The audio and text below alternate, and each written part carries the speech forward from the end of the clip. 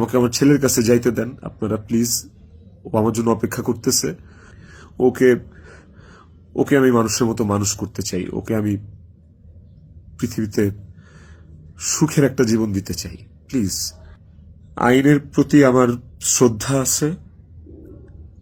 আমি দেশে আসলে আইন আমাকে যে শাস্তি দিবে, আইন যে সিদ্ধান্ত নিবে, আমি সেই সিদ্ধান্তের সাথে একমত থাকব। আমার তাতে কোনো আপত্তি নাই। আমি আইনিভাবে এই জিনিসটা ফেস করবো, আমার কোনো আপত্তি নাই।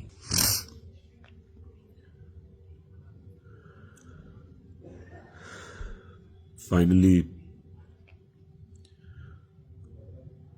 আপনাদের সাথে কিছু কথা বলতে চাই। আমি আসলে কখনোই চাই নাই যে মানুষটা পৃথিবী থেকে চলে গেছে সেই মানুষটাকে নিয়ে খুব বেশি বড় কোনো কনভারসেশন আপনাদের সাথে করতে। আমার ওয়াইফ ইকরা, ওই যেহেতু পৃথিবীতে নাই, ওরে নিয়ে এত ক্লিয়ারিফিকেশন, ওকে নিয়ে এত কনভারসেশন আমার কাছে মনে হয়েছে যে দরকার নাই। আমি বরাবরই আমার সংসারের ব্যাপার, আমার ঘরের ব্যাপার আমি ঘরে রাখতে পছন্দ করি। সেই জায়গা থেকে ওর মৃত্যুটা এমনিতেই আমাকে যে ট্রমা দিচ্ছে, ওর মৃত্যুটা আমাকে আসলে মানে পাথরই বানায় ফেলছে একরকম। এগুলো নিয়ে আমি আসলে কথা বলতে চাই নাই, কিন্তু আমার কাছে মনে হয় যে আপনারা গল্পের একটা পাতা পড়েই পুরো গল্পটাকে জাজ করতেছেন। একটা পৃষ্ঠা পড়েই পুরো গল্পটা সম্পর্কে আপনারা আপনাদের মনের মতো করে যা খুশি বলতেছেন। পাতার এক পাশ পড়ে আরেক পাশ পড়বেন না, এটা তো হয় না, তাই না? আর আমি আসলে কোনো কিছু প্রপারলি গুছায় বলার মতো স্টেটে নাই, পরিস্থিতিতে নাই।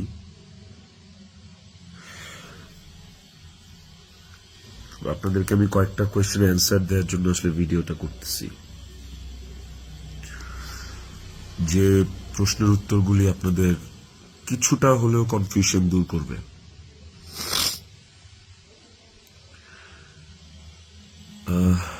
শেষ প্রশ্নটা থেকেই আসি আপনাদের। আমি এই ভিডিওতে সবকিছু ক্লিয়ার করবো, এভরিথিং। আমি আপনাদের প্রত্যেকটা প্রশ্নেরই উত্তর দেওয়ার চেষ্টা করব। তো আপনাদের শেষ প্রশ্নটা ছিল যে মানুষটা একটা মানুষকে ভালোবাসা প্রমাণ দিতে যে আত্মহত্যা করে চলে গেল, মরে গেল, আমি ওই মানুষটা শেষবারের মতো মুখটাও দেখতে আসলাম না। এই যে আপনাদের প্রশ্নটা, আচ্ছা আপনারা কি আমার দেশে আসার মতো পরিস্থিতি রাখছেন? হ্যাঁ, আমি দেশে আসা মাত্রই আমার উপর মব সৃষ্টি হবে। আমি দেশে আসার মাত্রই আপনারা আমাকে টাইনা ছিঁড়ে ফেলবেন। আমার ফোনে এত এত এত থ্রেটস আমি আপনাদেরকে বলে বুঝাইতে পারবো না। আমার কাছে এমন ইনফরমেশন আসছে যে এয়ারপোর্টের বাইরে লোক রেডি করা আছে। আমি যাওয়া মাত্রই they will gonna hit me, they will gonna kill me. Police ধরে নিয়ে গেলে ওকে, আমি সেটা আইনিভাবে ফেস করব, কিন্তু এখন যদি আমিও মারা যাই, আমিও রিজিকের মার কাছে চলে যাই, রিজিকের কি হবে? আপনারা কি চান যে রিজিক তার বাবাকেও হারান? এই ছেলেটার কি দোষ? এই ছেলেটা বড় হবে না? ও কিভাবে বাঁচবে? মায়ের অভাব কেউ পূরণ করতে পারে না। যে মানুষটা বাইচা আছে, ওই বাপের অভাব কিভাবে পূরণ হবে? তাইলে মাও থাকবে না, বাপও থাকবে না? আপনারা এটা চান? আমার ইকরার শেষ মুখটা আপনারা আমাকে দেখতে দেন নাই। আমার ইকরার শেষ মুখটা ইকরার পরিবার আমাকে দেখতে দেয়নি।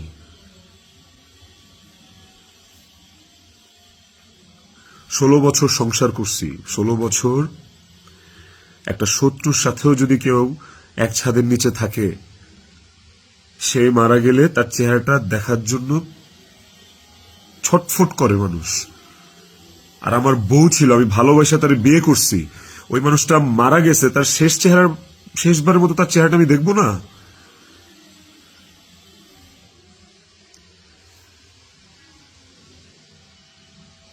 এখন আমি না আসলে আপনাদের সাথে এখানে কোনো ফেক কথাবার্তা, মানে ফেক কান্নাকাটি, ফেক আপনাদের থেকে ইমোশন নেয়া, এগুলো নিয়ে কথা বলার জন্য আমি আসি না। আমি আপনাদেরকে আমার আমার জায়গাটা আমি ক্লিয়ার করতেছি। আমি নাম হয়ে গেছি।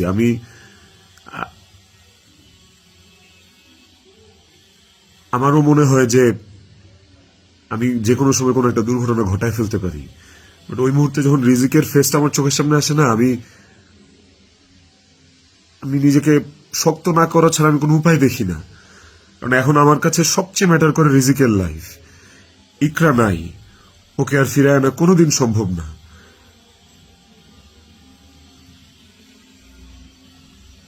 আমার কাছে এখন সবচেয়ে বেশি প্রায়োরিটি হচ্ছে রিজিকের জীবনটা। আপনারা না রিজিককে ভালোবাসেন, আপনারা না রিজিককে নিয়ে অনেক কনসার্ন। এই যে এত এত গালি আর হেট্রেড আমাকে নিয়ে, এত কিছু, সবকিছুর অ্যান্সার আপনাদেরকে আমি দিব। তার মধ্যে একটা জিনিস আমাকে একটু হলেও স্বস্তি দিছে, সেটা হচ্ছে যে আপনারা রিজিককে নিয়ে অনেক কনসার্ন। তাহলে রিজিক তার বাবা হারাইলে আপনারা খুশি হবেন? আপনাদেরকে আরেকটা কথা বলবো, সেটা হচ্ছে যে আপনারা অনেকেই বলতেছেন যে এদিকে বউ মারা গেছে অথচ আমি আসতেছি না, নেপাল থেকে আসতে কয় ঘন্টা লাগে, নেপাল কি মঙ্গল গ্রহে নাকি, অনেক অনেক কথা বলতেছে। কন্টেন্ট ক্রিয়েটাররা ভিডিও বানাইতেছে যে নেপাল থেকে আসলে 1 ঘন্টা লাগে, এই লাগে সেই লাগে। ভাই, আমি নেপালে 18 বার আসছি, আমি জানি নেপাল থেকে যেতে কতক্ষণ লাগে। কিন্তু নেপাল থেকে বাই রোডে বাংলাদেশে যাওয়ার কোনো সুযোগ নাই। ইন্ডিয়া হয়ে বাই রোড যাওয়া যায়, সেটাও লুকায় টুকায় যাওয়া যায়, অথবা ইন্ডিয়ার ভিসা থাকা লাগে। কিন্তু যেদিনের ঘটনা, সেদিন আমি এমন কোনো চেষ্টা বা প্রয়াস বাদ রাখি নাই যে নেপাল থেকে বাংলাদেশে যেন আসা যায়। সেটা বাংলাদেশ নেপাল ডিরেক্ট ফ্লাইট হোক, ছিল না। ট্রানজিট ফ্লাইট ছিল না, একটা ট্রানজিট ফ্লাইট ছিল, ওইটার টাইম, আর ওইটাতে আসলে আমাকে পরের দিনে আসতে হইতো। তারপর আমি বিজনেস ক্লাস ট্রাই করছি, যে কোনো ট্রানজিট ফ্লাইটে বা নেপালের ফ্লাইটে কোনো বিজনেস ক্লাস আছে কিনা। আমি অনেকভাবে চেষ্টা করছি যে সামহাও বাংলাদেশে আমি ঢুকতে পারি কিনা, বাট ওই দিন, যেদিনের ঘটনা, ওই দিন আমি কোনোভাবেই টিকিট ম্যানেজ করতে পারিনি। এটা হচ্ছে যেদিনের ঘটনা, সেদিনের কথা বললাম। আর এরপরের দিন আপনারা যে বলতেছেন যে শেষ দেখাটাও দেখলাম না, আসলাম না, এই না সেই না, আমি টিকিট কাটছিলাম, কারণ ওই টিকিটটা ছাড়া অন্য কোনো টিকিটে আসলেও অন্য কোনো টিকিটে আসলেও আমাকে দেরি করে আসতে হইতো। সো সবচেয়ে ফাস্টেস্ট টিকিট ছিল এটাই, বাংলাদেশ বিমানের কাঠমান্ডু টু ঢাকা, বাংলাদেশ বিমানের কাঠমান্ডু টু ঢাকা। দেখেন এখানে লেখা আছে 1 মার্চ, এই যে 1 মার্চ। আমি টিকিট কেটে ইমিগ্রেশন পার করেও চলে আসছি। তারপরে যেটা হয়েছে, আমার কাছে ইনফরমেশন আসছে যে এয়ারপোর্টে এভরিথিং ওয়াজ রেডি। আমি ঢোকা মাত্রই আমাকে হিট করবে বা আমাকে পুলিশের হাতে পড়ার আগেই আমাকে যা করার করবে। তো ওই অবস্থায় তো আমি দেশে ঢুকবো না। এবং এর সাথে শুধু আমার কাছের মানুষজনই যে জড়িত তা না, আর অনেক মানুষজন জড়িত। আমি পুরোটা না বলি, কাউকে ছোট করতে চাই না বা কাউকে আমি এখনই দোষ দিতে চাই না। তো আমি যখন বুঝতে পারলাম যে আমি দেশে আসা মাত্রই আমার উপর অ্যাটাক হবে এবং এটা হিতের বিপরীত হবে, এবং এখন মব হলে যেটা হয় যে পুলিশও আসলে অনেক সময় নিরুপায় হয়ে যায় সিচুয়েশনে, ওই জিনিসটা অ্যাভয়েড করার জন্য যে আমার কিছু হইলে এখন আমার ছেলের কি হবে, আমার ছেলে তো আমার পথ চেয়ে বসে আছে, ওই ব্যাপারটা যখন আমি জানতে পারি, ক্লিয়ারিফাই হই, তখন আমি ইমিগ্রেশন ক্রস করার পরেও আমি অফলোড হই। দেখেন এখানে রিজেক্টেড লেখা আছে, অফলোড হওয়ার। তো এই ছিল রিজন। আর যারা বলতে চাচ্ছেন যে আমি আসি নাই, আমার আসার ইচ্ছা নাই, দেখার ইচ্ছা নাই, খুবই বুলশিট কথা এবং ভুল কথা। আমার বউ মারা গেছে, যার সাথে আমি 16 বছর কাটাইছি, যারা আমি ভালোবেসে বিয়ে করছি, যাকে আমি ভালোবাসছি, তার শেষ মুখটা আমি দেখতে আসবো না, এটা এটা শুনতে পাইলেও বা এটা শোনার পরও আসলে আমার কলিজাটা কাঁপা ওঠে, আমার ছটফট করে। আমি যখন আপনাদের রিলস দেখি, আমি যখন আপনাদের ভিডিও দেখি যে কবরে শোয়ানো হচ্ছে, কবর খোঁড়া হচ্ছে, লাশের গাড়ি যাচ্ছে, ভাই আমি ঠিক থাকতে পারি না। আমার ভেতরটা যে কেমন ছটফট করে আমি আপনাদেরকে এটা বুঝাইতে পারবো না। এটা বুঝানোর সাধ্য কারো নাই, যার যায় সে বুঝে, বিশ্বাস করেন, যার যায় একমাত্র সে বুঝে, আর কেউ না। আপনাদের অনেক বড় একটা প্রশ্ন, অনেক বড় একটা জানতে চাওয়া যে ইকরার সাথে আমার এমন কি কথা হইল যে ইকরা সুইসাইড করতে বাধ্য হয়েছে। ইকরার সাথে আমার ভিডিও কলে ইকরা এমন কি দেখলো যে ইকরা আত্মহত্যা করলো। তো নেপালে আসার পর থেকে সমস্ত কনভারসেশন ইকরার সাথে আমার শেষ পর্যন্ত আমি আপনাদেরকে প্রোভাইড করব। কমেন্ট সেকশনে আপনারা দেখবেন, দেখলে আপনারা বুঝতে পারবেন যে আসলে কি ঘটছে বিষয়টা।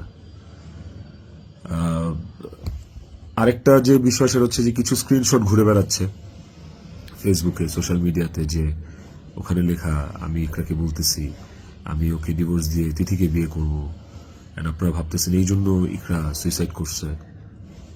আপনাদেরকে বলতে চাই ওই স্ক্রিনশটটা পুরোটাই ফেক।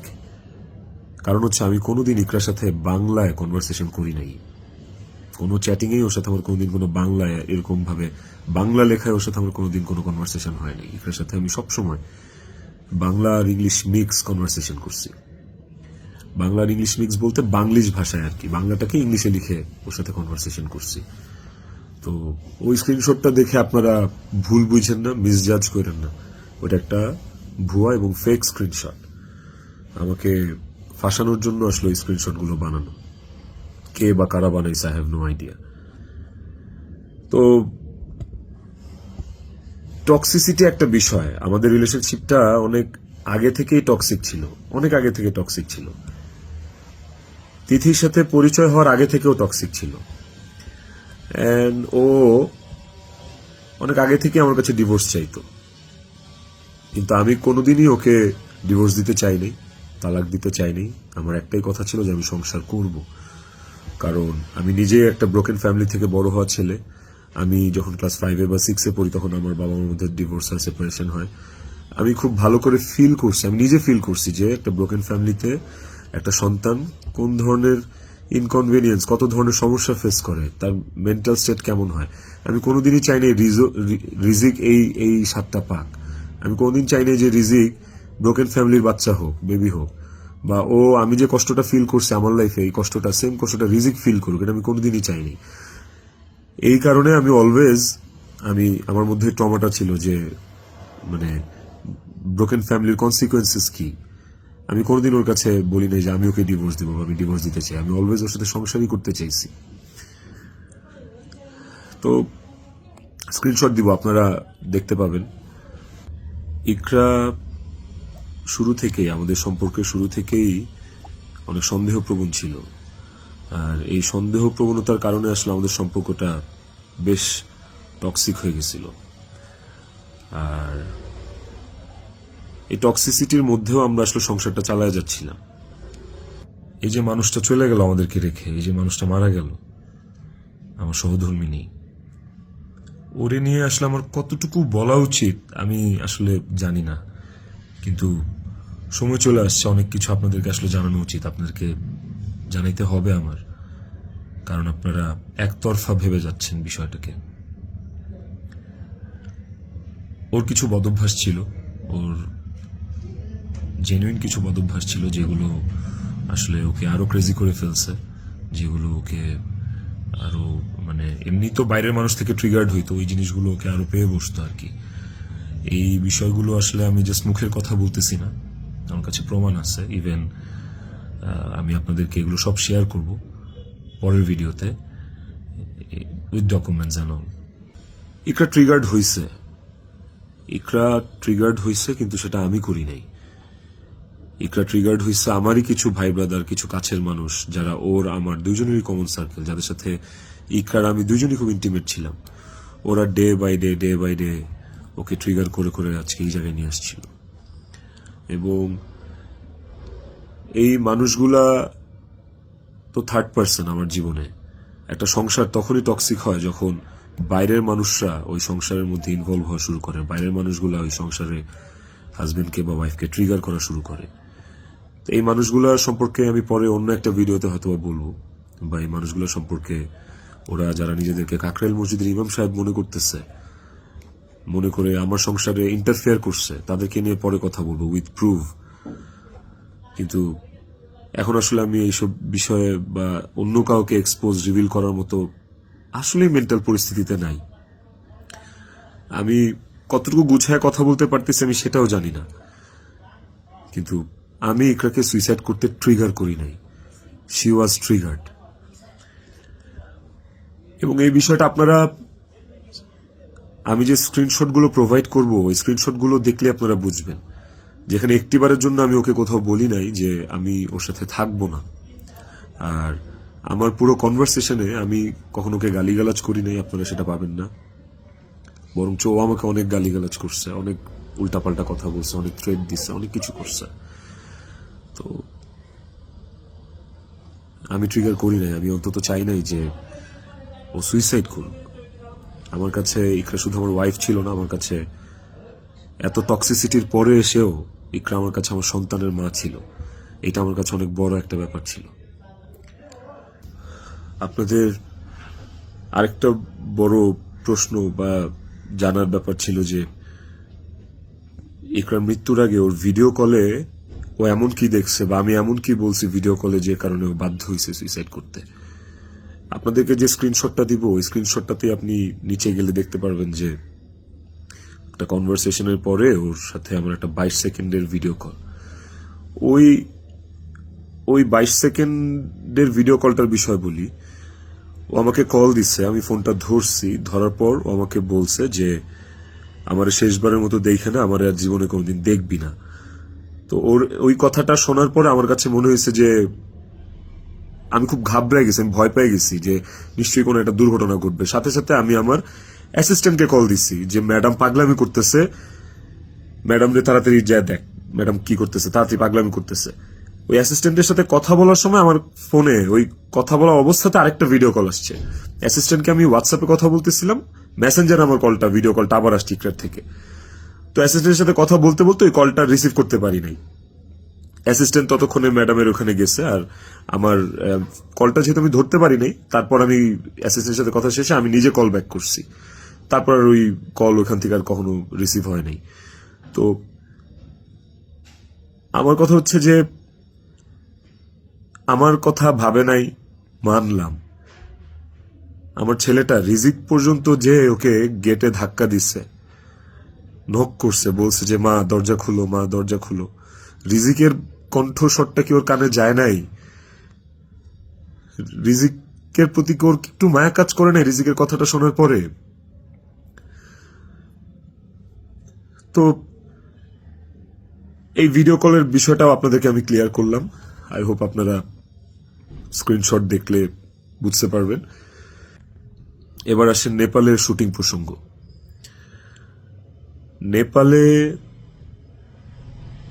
নেপালে কি আমি এই প্রথম জীবনে শুটিং আসছি? এর আগে আমি নেপালে শুটিং করছি, এর আগে আমি মালয়েশিয়াতে শুটিং করছি, থাইল্যান্ডে শুটিং করছি, সুন্দরবনে শুটিং করছি, দেশে মানিকগঞ্জ, কক্সবাজার, কত জায়গায় কত আউটডোরে শুটিং করছি। তিথিও ছিল অনেক শুটিংয়ে। ওইসব শুটিংয়েও কিন্তু আমার আশেপাশের মানুষগুলা যারা প্রিটেন্ড করতো যে তারা আমার শুভাকাঙ্ক্ষী, বাট অ্যাকচুয়ালি তারা আমার শুভাকাঙ্ক্ষী না, ওই মানুষগুলা কিন্তু তখন ইকরাকে অনেক ট্রিগার করত। কই, তখন তো ইকরা এই ধরনের কোনো স্টেপ নেয় নাই, তখন তো আত্মহত্যা করে নাই। আপনারা ইকরার আর ইকরার বান্ধবীর স্ট্যাটাস, সরি কি বলে ওটাকে, স্ক্রিনশট বোধহয় পড়ছেন। ওখানে কিন্তু ইকরা নিজেই স্পষ্ট লিখছে যে ও এইসব মানুষের কথাবার্তা নিতে পারতেছে না, গত 3 বছর ধরে ও এইসব মানুষের ট্রিগার আর সহ্য করতে পারতেছে না। ও নিজের কথা ও নিজে লিখছে, আপনারা পড়ছেন। তো কিভাবে বলেন যে আমার ইকরাকে আমি মেরে ফেলছি? আমার ইকরাকে এইসব মানুষ মেরে ফেলছে, এরা মেরে ফেলছে ট্রিগার করতে করতে, ওর কান ভরতে ভরতে। ইকরা ওয়াজ সো সফট হার্টেড, ও বাইরে থেকে অনেক শক্ত কিন্তু ভেতরে খুব নরম একটা মানুষ ছিল। ওকে খুব সহজে ম্যানিপুলেট করা যাইত, ও মানুষের কথা বিশ্বাস করতো কারণ ও খুব সহজ সরল ছিল। তো এই আশেপাশের মানুষগুলো এই সুযোগটাই আসলে কাজে লাগাইছে, আশেপাশের মানুষগুলো এই চান্সটাকেই আসলে ইউটিলাইজ করছে। আপনারা অনেকেই বলতেছেন যে বউ ডিপ্রেশনে আছে আর জামাই নেপালে গার্লফ্রেন্ডের নিয়ে ফুর্তি করতেছে, বার্থডে উদযাপন করতে গেছে, এই ধরনের কথাবার্তা আপনারা অনেক বলতেছেন। দেখেন, এই নেপালে শুটিং এর আসার কিছুদিন আগে আমার নিজেরও বার্থডে ছিল। আমার বউ সুন্দর করে আমাকে সারপ্রাইজ দিচ্ছে, আমার ছেলে নিজের হাতে সাজাইছে, বাসায় আমার বার্থডে সেলিব্রেট করছে। তাইলে কি আমার বউ ডিপ্রেশনে ছিল? ডিপ্রেশনে থেকে আমাকে এত সুন্দর সারপ্রাইজ দিয়ে আমার বার্থডে সেলিব্রেট করছে। ওই ছবিগুলো তো ফেসবুকে আছে, কিছুদিন আগের ছবি। আর নেপালের যে বিষয়টা, তার আগে বলি যে আমরা যারা ইন্ডাস্ট্রিতে কাজ করি, আমাদের যখন কারো জন্মদিন থাকে সেটের, সেটা যেই হোক, সেটা হিরো হোক, হিরোইন হোক, ডিরেক্টর হোক, প্রডিউসার হোক, একটা মেকআপ আর্টিস্ট হোক বা একটা প্রোডাকশন বয় হোক, আমাদের শুটিং সেটে যখন কারোর জন্মদিন থাকে, আমরা সবাই শুটিং টিম থেকে, শুটিং ইউনিট থেকে তার জন্মদিনটা সেলিব্রেট করার চেষ্টা করি, কারণ আমরা সবাইকে ফ্যামিলি মেম্বার মনে করি। কেক কাটি ওই মানুষটাকে খুশি করার জন্য। তো ওই শুটিং এর মধ্যে, নেপালে শুটিং এর মধ্যে তিথির জন্মদিন, একটা অ্যাক্টরের জন্মদিন, আমাদের নায়িকার জন্মদিন, ওইটা কেক কেটে সেলিব্রেট করাটা কি দণ্ডনীয় অপরাধ আমার জন্য? আর আমি তো সেলিব্রেট করি নাই, আমার তো সেলিব্রেশন ছিল না, পুরো ইউনিট সবকিছু অ্যারেঞ্জ করছে। আমি একটা কেকও দেই নাই, আমি একটা গিফটও দেই নাই ওকে। যে যার যার মতো গিফট দিচ্ছে, কেক আনছে, সুন্দর করে সবাই মিলে ইউনিটের পক্ষ থেকে আমরা ওর বার্থডেটা সেলিব্রেট করছি। এবং ওর বার্থডেটা যে সেলিব্রেট করছি সেটাও চেষ্টা করছি খুব লোকি ভাবে করার। স্টিল অনেকে ছবি তুলছে, দিছে, বাট আমার কাছে মনে হয়েছে যে এই জায়গায় তিথির জায়গায় বিধি থাকতে পারতো, এই জায়গায় আমি থাকতে পারতাম, এই জায়গায় অনেকেই থাকতে পারতো। ধরেন, এই নেপালের শুটিং এ আসার কিছুদিন আগে আমার জন্মদিন ছিল, তখন আমি একটা শুটিং এ ছিলাম, সেই শুটিং এ আমার জন্মদিন কেক কেটে উদযাপন করছে সেটে। তো আপনারা কি বলবেন যে আমার জন্মদিন উদযাপনের জন্য ওই দিন শুটিং রাখা হয়েছে, শুটিং করা হয়েছে? আর নেপালের মতো একটা আউটডোর শুটে এমনি যাওয়া যায় না। একটা আউটডোর শুটের অনেক প্ল্যান লাগে, যেটা 1-1.5 মাস আগে থেকে করা লাগে। যে আউটডোর শুটের স্ক্রিপ্ট থাকা লাগে, অনেক কিছু আছে, আর্টিস্টদের স্কেডিউল, অ্যাকোমোডেশন, ট্রান্সপোর্টেশন, টিকেট, অনেক কিছু থাকে। সো বার্থডে উদযাপন করার জন্য নেপাল গেছি, এই কথাটাও আসলে যারা ইন্ডাস্ট্রির তারা আসলে এই কথাটা বলতে পারে না, বাইরের মানুষদেরকে আমি আর কি বলবো।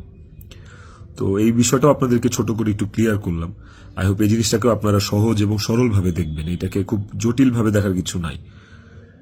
আপনারা অনেক জায়গায়, অনেক ছবিতে, অনেক পোস্টে হয়তোবা দেখে থাকতে পারেন যে ইকরা এবং তিথি একই সাথে আছে, একই জায়গায় আছে, হয়তোবা কোনো পার্টিতে বা কোনো কফি শপে বা যে কোনো আড্ডায়।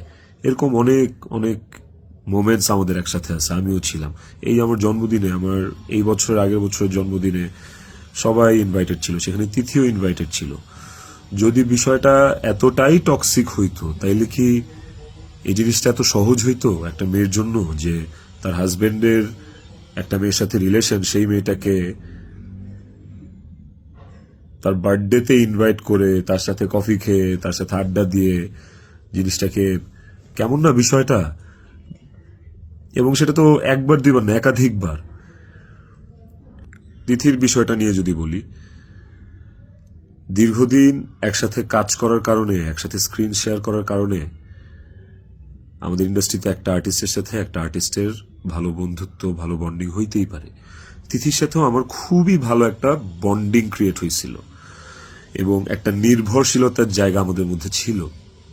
তার মানে এই না যে আমি ইকরাকে ডিভোর্স দিয়ে তিথিকে বিয়ে করব, এই কথা না আমি কোনোদিন ইকরাকে বলছি, না তিথি কোনোদিন আমাকে এই কথা বলছে। সো এইটাকে এত জাস্টিফাই আপনারা করতে পারেন না। আই হ্যাভ প্রুভ, আমি কয়েক জায়গায় লিখছি যে তুমি আমার ওয়াইফ, ইকরাকে, যে তুমি আমার ওয়াইফ। তো আমার লাইফে ওয়াইফ একটাই, and it is you. And আমি তোমাকে ডিভোর্স দিব না, আমি তোমার সাথে সংসার করতে চাই। কয়েকবার এই কথা আমার কনভারসেশনে লেখা আছে, আপনারা দেখবেন। তিথির প্রতি এই সুন্দর একটা নির্ভরযোগ্যতার জায়গা তৈরি হওয়ার পেছনে যে কারণটা, সেটা হচ্ছে যে চারপাশে এত এত ভুল মানুষ দেখছি, চারপাশে এত এত কি বলে এটাকে, দুধের মাছি আমি পাইছি এই বিগত বছরগুলোতে। ওকে আমার কাছে অনেস্ট মনে হয়েছে, ওকে আমার কাছে ডেডিকেটেড মনে হয়েছে। আমার কাছে মনে হয়েছে যে অন্তত এই মানুষটা আমার জন্য ক্ষতিকারক না। তো যখন আপনি আপনার সারাউন্ডিংসে এরকম একটা মানুষ পাবেন যে মানুষটা আপনার জন্য ক্ষতিকারক না, ডেডিকেটেড এবং এবং যার সাথে আপনার মেন্টালিটি ম্যাচ করে, ওই মানুষটা সাথে আপনার ভালো বন্ডিং হওয়াটা খুব স্বাভাবিক। শুধু আমার না, আর অনেকের এরকম হয়। আমার এখন যেটা মনে হইতেছে সেটা হচ্ছে যে ইকরা আমার কাছে যতবার ডিভোর্স চাইছে, ও যতবার বলছে যে আমাকে ডিভোর্স দিয়ে দাও, আমার আসলে ওকে ডিভোর্স দিয়ে দেওয়া উচিত ছিল, তাইলে অন্তত ইকরা তো বেঁচে থাকতো। একটা টক্সিক সম্পর্ক ধৈরা বাইন্ধা টাইনা হেঁচড়া টিকায় রাখার থেকে আসলে ওই সম্পর্কটা না থাকাই ভালো। অন্তত মানুষগুলো তো জীবিত থাকতো। দেখেন, ইকরা মারা গেছে, ইকরা একা মারা যায়নি, ইকরার সাথে আমাকেও নিয়ে গেছে। আমি আমি এখন একটা জিন্দা লাশ। পৃথিবীতে পৃথিবীতে সবচেয়ে বড় শাস্তি কি হইতে পারে? আমি যদি ফাঁসিতেও ঝুলি, ওটা আমার কাছে কোনো পানিশমেন্ট না, শাস্তি না। আমাকে যদি আপনারা মব করে মাইরাও ফেলেন, সেটাও আমার জন্য শাস্তি না। আমি আমার শাস্তি পায়া গেছি। এবং এই যে জিন্দা লাশ হয়ে বেঁচে থাকাটা, এটা আমাকে সারা জীবন বয়ে বেড়াইতে হবে। ওর অভাব আমার সারা জীবন ফিল করতে হবে। আমার নিজের জন্য বাঁচার আসলে আর কিছু নাই। আমি আমার শাস্তি পায়া গেছি। আমি আমি এর চেয়ে বড় কোনো শাস্তি হইতে পারে না যে আমি একটা জীবিত লাশ হয়ে সারাটা জীবন পার করব। বিশ্বাস করেন, আমার দম বন্ধ হয়ে আসে, আমার নিঃশ্বাস বন্ধ হয়ে আসে। আমি আমি আমি 5 মিনিট পর পর আমি উন্মাদ হয়ে যাইতেছি। বাট ইভেন আমি সুইসাইড করার অনেক চিন্তা ভাবনা করতেছিলাম। বারবার মনে হচ্ছিল যে আমি ইকরার কাছে চলে যাই, ইকরা আমাকে ডাকতেছে। কিন্তু যখনই রিজিকের চেহারাটা চোখের সামনে ভাইসা ওঠে না, ওই মুহূর্তে আসলে আর আর কিছু মাথায় কাজ করে না। মনে হয় যে না না না না, আমি করতে পারবো না, রিজিকের জন্য আমার বাঁচতে হবে। আপনারা প্লিজ প্লিজ রিজিকের জন্য হইলেও আমারে বাঁচতে দেন, আমারে দেশে আসতে দেন প্লিজ। আপনারা যদি রিজিককে ভালোবাসেন, আমাকে একটা সুযোগ দেন রিজিকের যোগ্য পিতা হয়ে দেখানোর। আমি ওকে একটা সুন্দর জীবন দিতে চাই। আমি ওর মায়ের অভাব পূরণ করতে পারবো না, কিন্তু আমি ওকে আমার বাবার ভালোবাসা থেকে, আমি ওর বাবার ভালোবাসা থেকে বঞ্চিত করতে পারবো না। আমি চাই না। আমি ওকে একটা আদর্শ বাবা হয়ে দেখাইতে চাই। আমার সন্তানটা আমার সাথে খুব কানেক্টেড। যারা আমার কলিগ, তারা দেখছে, তারা জানে যে আমার ছেলেটা আমার জন্য কি পরিমাণ ক্রেজি, পাগল। আমাকে আমার ছেলের কাছে যাইতে দেন আপনারা প্লিজ। ও আমার জন্য অপেক্ষা করতেছে। ওকে ওকে আমি মানুষের মতো মানুষ করতে চাই। ওকে আমি পৃথিবীতে সুখের একটা জীবন দিতে চাই। প্লিজ।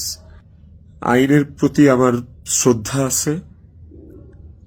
আমি দেশে আসলে আইন আমাকে যে শাস্তি দিবে, আইন যে সিদ্ধান্ত নিবে, আমি সেই সিদ্ধান্তের সাথে একমত থাকব। আমার তাতে কোনো আপত্তি নাই। আমি আইনিভাবে এই জিনিসটা ফেস করবো, আমার কোনো আপত্তি নাই।